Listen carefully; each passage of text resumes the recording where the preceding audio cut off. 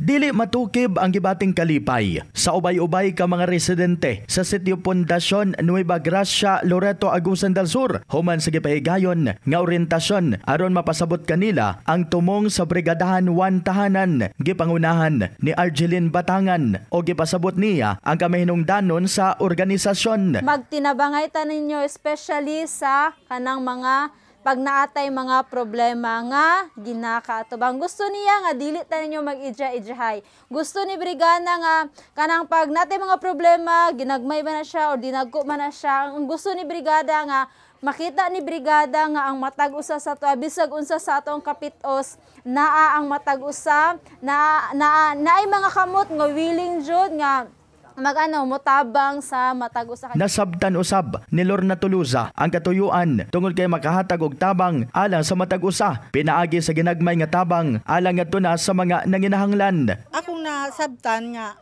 sa ginagmay mga kalisod matabangan mi. Ang kalisod sa kinabuhi ang usa sa padayong na sinati sa mga katawhan rason nga nisalmot sila aron magkahiusa.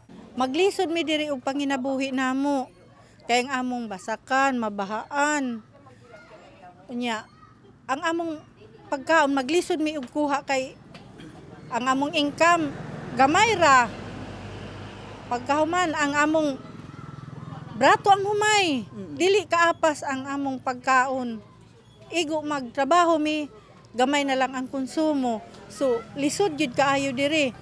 Wala baya mi makuhaan diri og kuan kay og magkuan ka kanang mang mursinto murag bugat. Giawhag usab niya ang mga katawhan nga moapil sa Brigadahan 1 Tahanan. Ang akong giawhag sa ila nga kamong tanan unta kung pwede mo apil mo niini kay makatabang ni sa ato sa atong kalisod dili man tuod dinagko pero masulbad yun ang mga problema nato.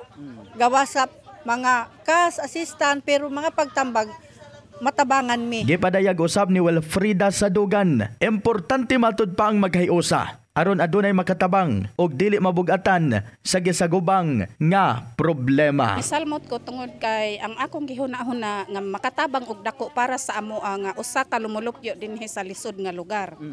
So kumbaga og nakay problema masulbad ka bisan ginagmay at least natabangan ka. Ang akong nasabtan is kuan siya kanang gikinahanglan gyud nga mag-usa sa usa ka grupo kay para nga magkahiusa, magkatinabangay, dili bugat, di ba?